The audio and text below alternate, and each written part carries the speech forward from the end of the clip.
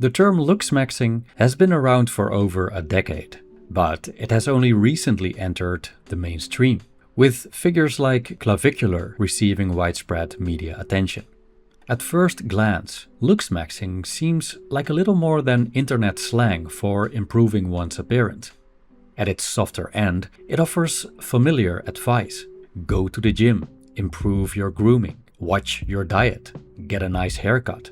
But in its more extreme forms, it promotes steroid use, plastic surgery, and even practices like bone smashing. When we dive deeper into the strange world of looksmaxxing, we find ideas and beliefs that are pretty disturbing, to say the least. Whole online communities have formed around a deeply pessimistic worldview that underpins much of the darker side of looksmaxxing. These communities are made up largely of teenagers and young men in their early 20s. They often push each other toward extreme forms of self-improvement, while attacking and degrading those who fail to meet their beauty ideals, sometimes in deeply dehumanizing ways. So, why are so many people drawn to looksmaxxing? What kind of society makes plastic surgery and steroids seem like reasonable answers to insecurity and feelings of inadequacy among young men? What ideas drive them in that direction? And does looksmaxxing actually solve the problems it promises to solve? This video explores the dark philosophy of looksmaxxing.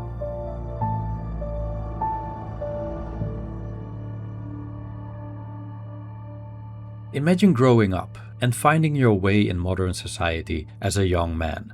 You're not particularly religious, nor do you subscribe to any strong ethical system. You just look around and see what works in life and what to pursue. After observing those around you and spending lots of time on social media, listening to influencers, you've come to believe that a successful life is about status, money, and women. And that there's one ingredient that helps to get all of that. Moreover, it's a necessary ingredient to succeed at life as a man, especially when it comes to the opposite sex. Of course, we're talking about looks. Looking in a mirror, you suspect you might be lacking in the looks department. After all, you haven't been very successful with girls or women, nor have you gained significant status or money. When searching the internet for what to do about this problem, you encounter an idea, a philosophy, a way of life. Looksmaxxing. Looksmaxxing aims to maximize one's physical attractiveness, hence the term, which combines looks and maxing. The latter is slang for maximizing. A system for improving one's physical appearance is, of course, highly appealing in a world that treats good looks as the holy grail. Looksmaxxing promises a total life transformation, greater success with women, higher social status, and better career prospects. And it claims to provide the knowledge and methods needed to make that transformation a reality. As you tumble down the rabbit hole, you discover that looksmaxxing is deeply rooted in the manosphere, particularly its incel and blackpill communities, which place great emphasis on physical appearance and promote the fatalistic belief that, without good looks, a man's life is essentially over. After spending enough time in blackpill echo chambers, you're convinced that looksmaxxing offers the path you seek. Many looksmaxxers go to great lengths to attain their goals, far beyond going to the gym or eating healthy. Steroid use, cosmetic surgery, fillers, injections, and other unconventional methods like mewing, bone smashing, extreme calorie restriction, also known as starve-maxing, and even using meth to suppress appetite, seem to indicate that for looksmaxxers, the end justifies the means. Hence, looksmaxxing is widely considered controversial, extreme, and toxic. But is the belief underlying this obsession with looks entirely unfounded? Are blackpill claims that looks are essential for success completely false? Or is there some truth to them?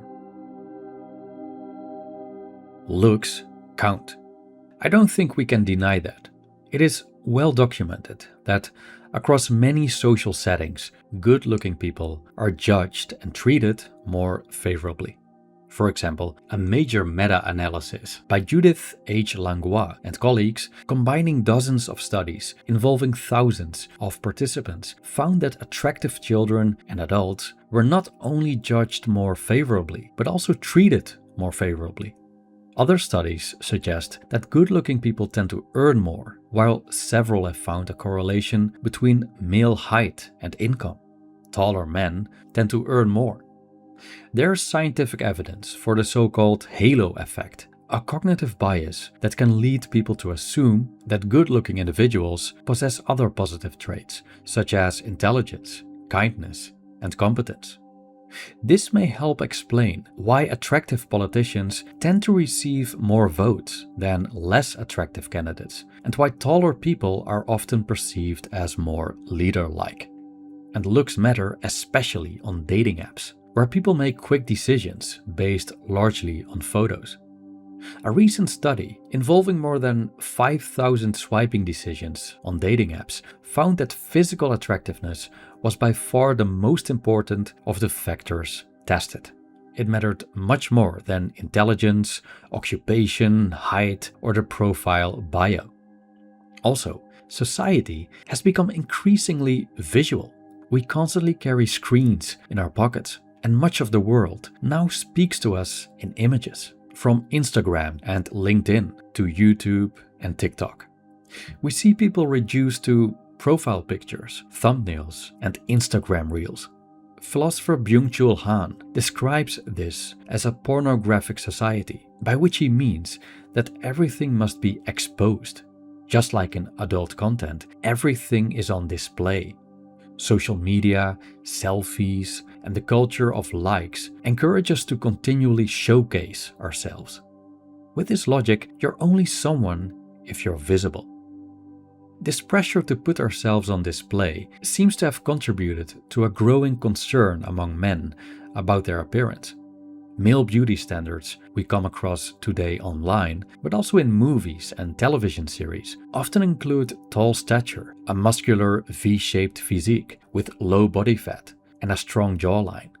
For many men, these standards are hardly attainable, unless perhaps drastic measures are applied. In a world where looks seem everything, looksmaxxing offers a seemingly reasonable and logical solution: maximizing one's looks. At first glance, looksmaxxing seems a harmless pursuit, but the deeper we go, the darker and more extreme it gets. To understand what motivates many looksmaxxers, we need to examine the dark worldview that often underlies the practice: the black pill. The black pill emerged from the broader red pill worldview, itself named after the red pill blue pill metaphor from The Matrix. Although the two are intertwined, looksmaxxing is primarily a practice, whereas the black pill is an ideology. The black pill begins with what seems like a reasonable goal: to investigate, to see the world as it really is, particularly when it comes to physical attractiveness, women's preferences, and romantic and sexual success. There is nothing inherently wrong with asking these questions and looking for evidence to answer them. Unfortunately, the black pill worldview is full of claims presented as established truths, ranging from poorly supported to demonstrably false. A typical black pill claim is summed up by the expression "it's over," which refers to the belief that if you fall below a certain threshold of attractiveness, your chances of finding love or having sex are close to zero. Where exactly this supposed threshold lies, in other words, how short or unattractive a man must be before he is believed to have no chance, is widely debated. Some blackpillers claim, for example, that it is over for men shorter than 5'5". Such a claim may resonate with shorter men who have experienced greater difficulties in dating than their taller peers.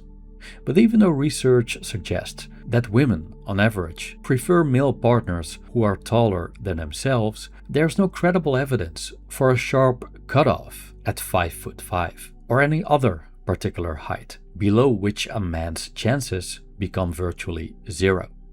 Those who believe to fall below such thresholds are often described in dehumanizing terms as subhuman or a genetic dead end. At its darkest, men are even told to rope, which is slang for taking one's own life. Another example is the 80-20 rule, which states that 80% of women are only interested in the top 20% of men. Some claim it is actually in the top 10 or even top 5%. This claim begins with a real inequality. Good-looking men generally receive more attention, especially on dating apps. But the reality of unequal attention does not mean that 80% of women are exclusively interested in the most attractive 20% of men.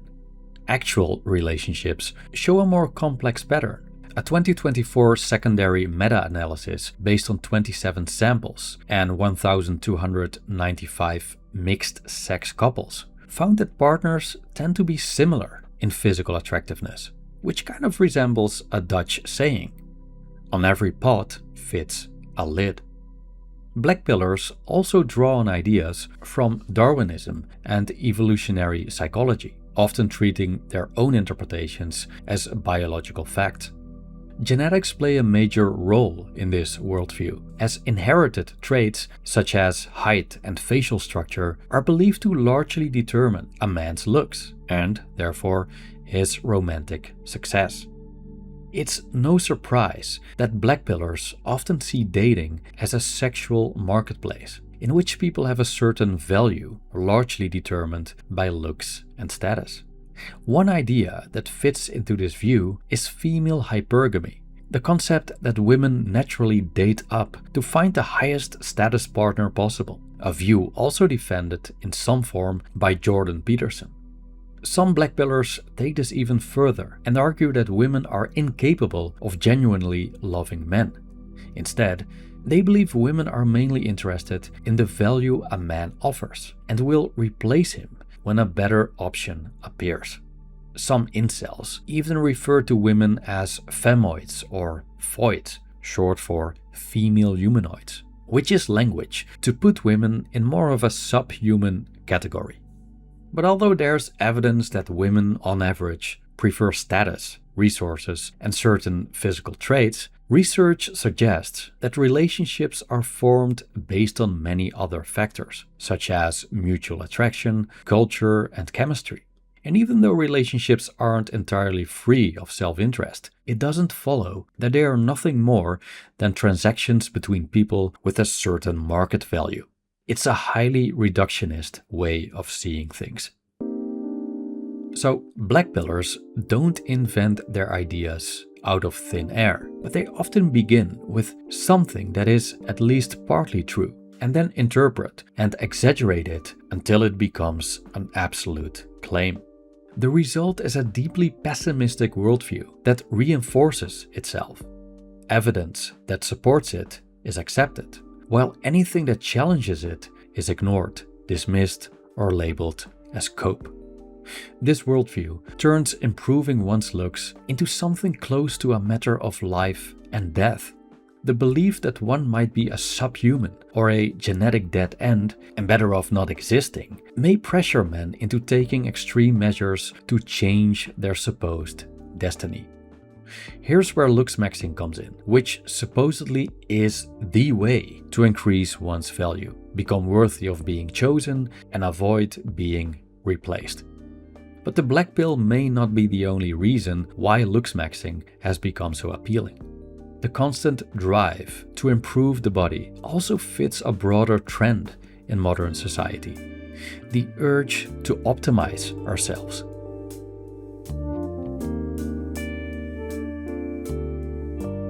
Lately, I've been reading a lot of Byung-Chul Han's work, and I think he made an observation that might be another reason why looksmaxxing has become popular. In several of his books, he describes today's human tendency to self-optimize in virtually any way possible. Most, if not all, areas of our lives have become subject to optimization. We want to optimize our diet, optimize our daily schedules, optimize our sleep, optimize our productivity, and also optimize our bodies. There's a whole industry focused on optimizing the body, from fitness centers to supplements to cosmetic treatments. The body has become a project, and Looksmaxxing is exactly doing that. It treats the body as a project. It objectifies it as something to measure, improve, and bring closer to an ideal. Even its language reflects this obsession with optimization. Gym-maxing means going all in at the gym to maximize muscle growth and fat loss. But there's also skin-maxing, hair-maxing, and jaw-maxing, each aimed at improving a specific part of one's appearance. The body is basically broken down into separate components that can all be assessed and improved. And if you manage to enhance your appearance enough, you may eventually be able to mog other men. Mogging means dominating or outshining other men through superior looks, height, or physique. So it seems that looksmaxxing is also a symptom of our time, a society where we are constantly encouraged to optimize ourselves, including our bodies. Now, let's take a closer look at what looksmaxxing actually promises. Looking better is rarely the final goal. So, what are looksmaxxers ultimately looking for? And is looksmaxxing actually a good way to get there? Looksmaxxers are not just seeking to look better, but also what better looks supposedly promise. Romantic success, social status, recognition, and more self-esteem. For some, looksmaxxing offers a sense of direction, a clear set of goals in a world where status, attractiveness, and success are highly valued. But does looksmaxxing deliver what it promises? In a limited sense, perhaps. Improving one's physique and grooming or undergoing certain cosmetic treatments may make someone more attractive. This could lead to greater success in dating, certain social or professional advantages, more validation, and perhaps greater confidence. These outcomes may all be worthwhile, but is it truly what you're looking for? It seems to me that beneath the hyperfixation on looks and the pursuit of status, money, and validation, many looksmaxxers ultimately want what most people want: to be happy. Or perhaps, more accurately, they want relief from their dissatisfaction, loneliness, and feelings of inadequacy. They believe that improving their appearance will give them access to a better and more fulfilling life. Suppose, then, that what many looksmaxxers ultimately seek is happiness, or at least relief from unhappiness. Are they on the right track? Is looksmaxxing a reliable way to become happier? First of all, not all looksmaxxing is the same. At its softer end, it can mean going to the gym, improving one's grooming, and taking better care of one's health, which could add to one's happiness. It probably won't make you unhappier if you improve your appearance through those means. But the more black-pilled informed looksmaxxing is another story. One of the biggest problems with this form of looksmaxxing is that it makes happiness depend on meeting a narrow beauty ideal that is difficult and sometimes impossible to attain. And even if improving one's appearance brings more attention or status, happiness still depends on external rewards and other people's judgments, things we ultimately have limited control over. The ancient Greek philosopher Epicurus believed that it is easier to rely on things that are widely available, particularly the satisfaction of natural and necessary desires, such as those for basic food and shelter. He also regarded friendship as one of the greatest sources of happiness. From his viewpoint, the less you need to be happy, the easier it is to be happy. Black-pilled looksmaxxing seems to embrace the opposite view. Without superior looks, attention from women, or alpha status, you supposedly cannot be happy. At its darkest, this worldview even suggests that if you are a so-called subhuman, there's no point in living. Happiness, therefore, needs a lot, and unhappiness seems to be considered the default state for many. Epicurus would have regarded desires like alpha status, unnatural physical perfection, or social media fame as vain desires, unnatural to human beings, instilled by society and by false beliefs about what we need. These desires are also difficult to satisfy. For example, once optimizing one's looks becomes a goal, it may begin with a new haircut and going to the gym, but gradually escalate to steroids and plastic surgery. This seems to be the case with Clavicular, who never appears fully satisfied with his appearance and continues to optimize it in one way or another. Aligning with Epicurus, philosopher Arthur Schopenhauer considered status, external validation, and wealth as inferior sources of happiness. What a man is, he deemed much more significant. If Schopenhauer were alive today and gave his opinion on looksmaxxing, he might say that someone good-looking, famous, rich, and surrounded by beautiful women, but still not satisfied, is profoundly mocked by someone who doesn't have all that, but is, nevertheless, content. Clavicular actually experienced a kind of reverse mogging during an interview on Channel 5.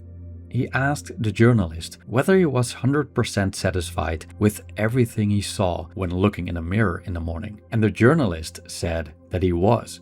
Clavicular then accused him of being completely disingenuous, suggesting that he simply couldn't imagine someone being genuinely content with himself, something he had been trying to achieve for years using increasingly extreme methods, without ever really succeeding. I cannot look into Clavicular's mind, though, so I don't know how he feels, but I've seen many people comment about how unhappy he looks. And I must agree, he doesn't seem like a cheerful person who is comfortable in his own skin. And despite his efforts, he still comes across as very insecure. So I would say with caution that looksmaxxing doesn't really seem to work for him in terms of happiness. And maybe that's also because he has basically outsourced his well-being to external things. His appearance, what people think of him, fame, money. The ancient Stoics already knew that letting your happiness depend on externals beyond your control puts you in a very fickle position. Circumstances will decide how you feel. We see Clavicular confronted with this when he tries to pick up women in Paris and faces rejection after rejection. After all those years of self-optimization, those rejections must have hit especially hard. The more you depend on others to tell you that you're enough, the harder it becomes to ever feel like you are. It's a path of constant dissatisfaction, always striving to be more, always haunted by a sense of lack. Never enough is the motto of our time, and looksmaxxing takes it to the extreme. Thank you for watching.